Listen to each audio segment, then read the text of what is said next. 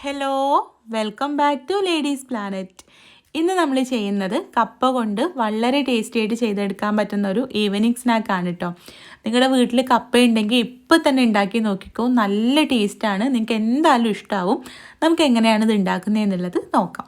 വീഡിയോയിലേക്ക് പോകുന്നതിൻ്റെ മുൻപായിട്ട് താഴെ കാണുന്ന ലൈക്ക് ബട്ടൺ ഒന്ന് ക്ലിക്ക് ചെയ്യാൻ മറക്കരുത് കേട്ടോ. ഈ ഒരു സ്നാക്കിലേക്ക് ഞാനിവിടെ ഈ വലുപ്പത്തിലുള്ളൊരു കപ്പയുടെ കഷ്ണമാണ് കേട്ടോ എടുത്തിട്ടുള്ളത്. ഇത് തൊലിയൊക്കെ കളഞ്ഞതിന് ശേഷം ചെറിയ കഷ്ണങ്ങളാക്കിയിട്ട് നമുക്കിത് നല്ല പോലെ ഒന്ന് വേവിച്ചെടുക്കണം. അപ്പോൾ നല്ല പോലെ കഴുകിയതിന് ശേഷം പ്രഷർ കുക്കറിലേക്ക് ചേർക്കുക. എന്നിട്ട് ഇത് മുങ്ങിക്കിടക്കാൻ ആവശ്യത്തിനുള്ള വെള്ളം ആവശ്യത്തിനുള്ള ഉപ്പും ചേർത്തിട്ട് നമുക്കിത് നല്ല പോലെ ഒന്ന് വേവിച്ചെടുക്കാം. 3 വിസിൽ വരുന്ന സമയത്ത് 5 മിനിറ്റ് ലോ ഫ്ലെയിമിൽ വെക്കുക. എന്നിട്ട് ഫ്ലെയിം ഓഫ് ചെയ്യാം. ആവിയൊക്കെ പോയി കഴിഞ്ഞാൽ കപ്പ നല്ല പോലെ വെന്തിട്ടുണ്ടാവും. അപ്പോൾ ഞാനിത് തുറക്കുകയാണ് കേട്ടോ.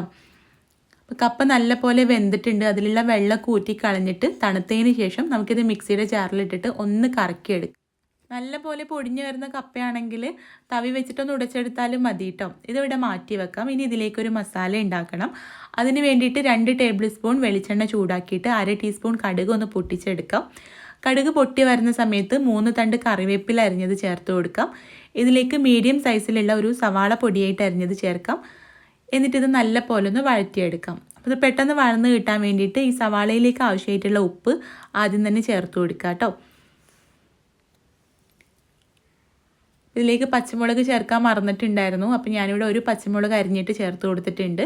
സവാള ചെറുതായിട്ടൊന്ന് കളറ് മാറി വരുന്ന സമയത്ത് ചെറിയൊരു തക്കാളി അരിഞ്ഞത് ചേർത്തിട്ട് നമുക്കിതൊന്ന് ഇളക്കി കൊടുക്കാം. മൂടി വെച്ചിട്ട് ഉടഞ്ഞു വരുന്ന രീതിയിലൊന്നും വഴറ്റിയെടുക്കണ്ട കേട്ടോ. ജസ്റ്റ് ഒന്ന് സോഫ്റ്റായിട്ട് കിട്ടിയാൽ മതി. അപ്പോൾ തക്കാളി കൂടെ ഒന്ന് സോഫ്റ്റായിട്ട് വരുന്ന സമയത്ത് 3/4 ടീസ്പൂൺ ഇഞ്ചി വെളുത്തുള്ളി പേസ്റ്റ് ചേർത്തിട്ട് അതിൻ്റെ പച്ചമണം മാറാൻ വേണ്ടിയിട്ട് നല്ല പോലെ ഒന്ന് ഇളക്കിയെടുക്കാം. ഇനി ഇതിലേക്ക് മസാലപ്പൊടികൾ ചേർക്കാം. 1/4 ടീസ്പൂൺ മഞ്ഞൾപ്പൊടി, 1/2 ടീസ്പൂൺ മല്ലിപ്പൊടി, 1/2 ടീസ്പൂൺ കശ്മീരി മുളക് പൊടി, എരിവിന് ആവശ്യത്തിനുള്ള കുരുമുളക് പൊടി. ഞാനിവിടെ 1/4 ടീസ്പൂൺ കുരുമുളക് പൊടിയാണ് കേട്ടോ ഇതിലേക്ക് ചേർത്തിട്ടുള്ളത്. എരിവിനനുസരിച്ചിട്ട് ചേർത്ത് കൊടുക്കാം. പൊടികളുടെ പച്ചമണം മാറിക്കഴിഞ്ഞാൽ നമ്മളിവിടെ റെഡിയാക്കി വെച്ചിട്ടുള്ള കപ്പ ഇതിലേക്ക് ചേർത്തിട്ട് നല്ല പോലെ ഒന്ന് മിക്സ് ചെയ്തെടുക്കാം. കപ്പയുടെ എല്ലാ ഭാഗത്തേക്കും മസാലയൊക്കെ പിടിച്ച് കിട്ടുന്ന രീതിയിൽ ഇളക്കിയെടുക്കാം കേട്ടോ. എന്നിട്ട് കുറച്ച് മല്ലിയില അരിഞ്ഞതും കൂടെ ചേർത്ത് ഇളക്കിയിട്ട് നമുക്ക് ഫ്ലെയിം ഓഫ് ചെയ്ത് കൊടുക്കാം. എന്നിട്ട് ഈ കൂട്ടൊന്ന് തണുക്കാനായിട്ട് മാറ്റി വെക്കാം.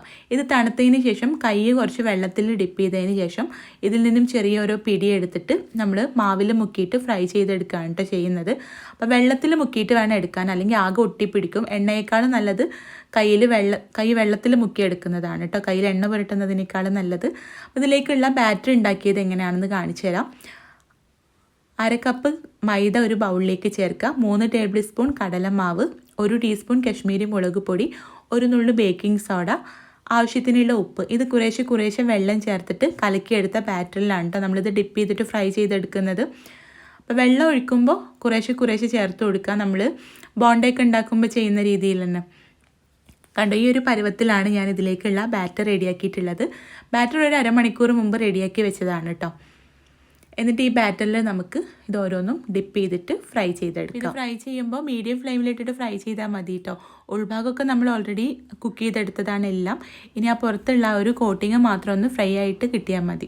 അപ്പോൾ അതുകൊണ്ട് തന്നെ മീഡിയം ഫ്ലെയിമിൽ വെച്ചാൽ മതി കേട്ടോ. അപ്പോൾ എണ്ണ കുടിക്കാതെ നമുക്ക് കിട്ടുകയും ചെയ്യും. അപ്പോൾ കപ്പ കൊണ്ട് വളരെ ടേസ്റ്റി ആയിട്ട് ചെയ്തെടുക്കാൻ പറ്റുന്നൊരു സ്നാക്കാണ് കേട്ടോ. ഇതുവരെ നിങ്ങൾ ഈ രീതിയിൽ ട്രൈ ചെയ്തിട്ടില്ലെങ്കിൽ തീർച്ചയായിട്ടും ട്രൈ ചെയ്ത് നോക്കണം. നമ്മൾ ഉരുളക്കിഴങ്ങ് വെച്ചിട്ട് ബോണ്ട ഉണ്ടാക്കുന്ന രീതിയിൽ കപ്പ കൊണ്ട് ചെയ്യാറുണ്ട്. അപ്പോൾ ഇതുപോലെ മസാല ഉണ്ടാക്കിയിട്ട് ഒന്ന് ചെയ്ത് നോക്കണം കേട്ടോ. നല്ല ടേസ്റ്റാണ്, നിങ്ങൾക്ക് എന്തായാലും ഇഷ്ടമാവും. ട്രൈ ചെയ്ത് നോക്കുന്ന സമയത്ത് ഫീഡ്ബാക്ക് അറിയിക്കാനും വീഡിയോ ഇഷ്ടമായിട്ടുണ്ടെങ്കിൽ ലൈക്ക് ചെയ്യാനും ഷെയർ ചെയ്യാനും കൂടെ മറക്കരുത്.